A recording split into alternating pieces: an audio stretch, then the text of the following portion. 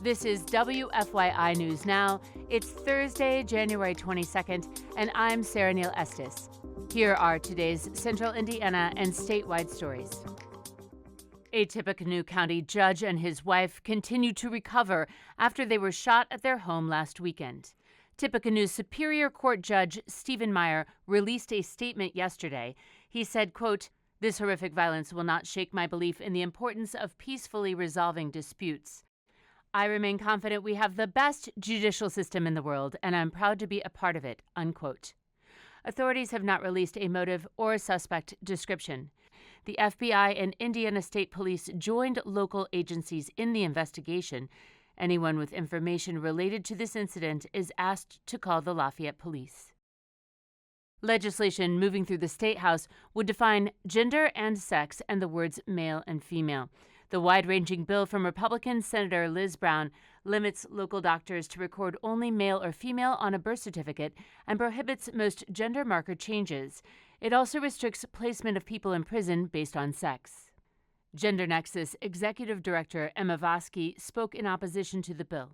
Today, the committee is being asked to enshrine an ideology regarding sex, which doesn't reflect medical science, contradicts the findings of 29 of the largest U.S. health organizations.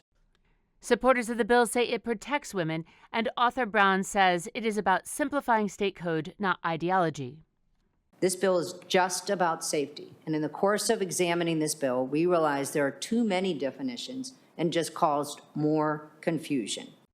The bill would also require sex-based bathrooms at public schools. Affordability is a major focus for Indiana lawmakers, and Zach Castle reports how one bill at the Statehouse could make electric utility bills more affordable. One provision would require electric utility companies to place residential customers on a budget-friendly plan.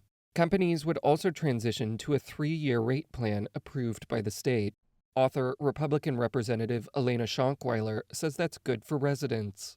The multi-year rate planning provides greater rate stability and predictability for customers, improved regulatory efficiency, and continued oversight and flexibility. The bill would also create a summer moratorium on disconnections. I'm Zach Castle in Indianapolis.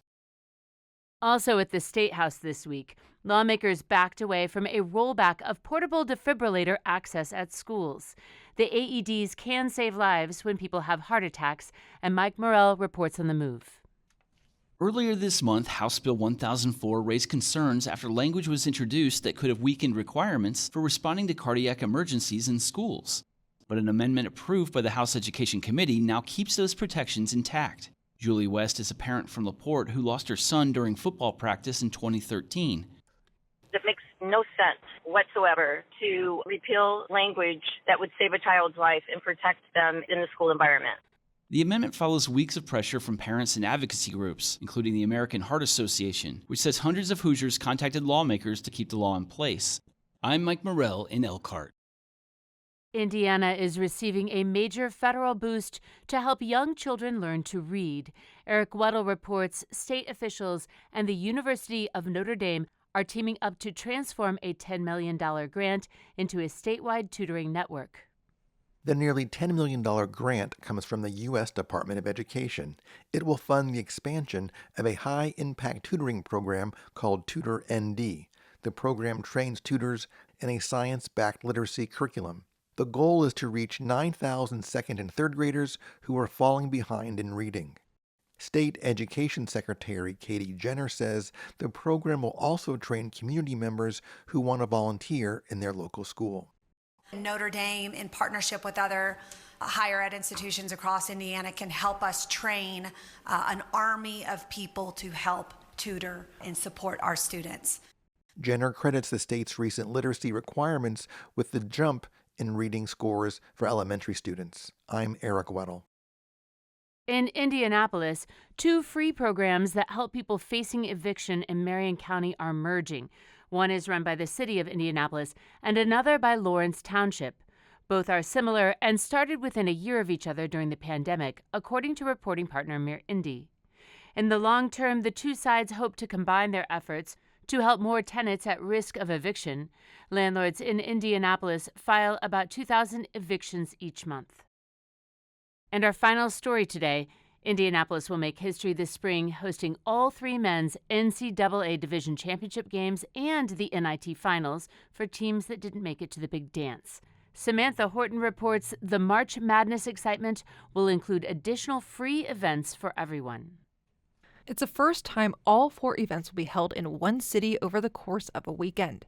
Atlanta hosted all 3 division finals in 2013, but not the NIT postseason championship, which is held for Division I teams not selected for the NCAA tournament. City and sports officials announced Wednesday fan events in coordination with the championship games. NCAA Senior Vice President of Basketball Dan Gavitt said in a press release, quote, "The fan events at the men's Final Four continue to grow as fun and exciting activities for everyone, regardless of whether they have a ticket to the basketball games. People will have access to free music concerts, tailgating, open practice sessions, a kids' dribble competition, and a fan festival. The championship tournaments will also bring lasting community investments to the city, including a basketball court renovation at Christian Park." I'm Samantha Horton in Indianapolis. Games will take place April 2nd through the 6th. That's all for this episode of WFYI News Now. Our podcast is produced by Zach Bundy with support from the news team at WFYI and public media journalists across the state. Kendall Antron produced our music. If you liked today's episode, remember to subscribe and share, and follow WFYI on Facebook, Instagram, TikTok, and YouTube to get the latest updates from our newsroom anytime. Thank you for listening. We'll see you next time.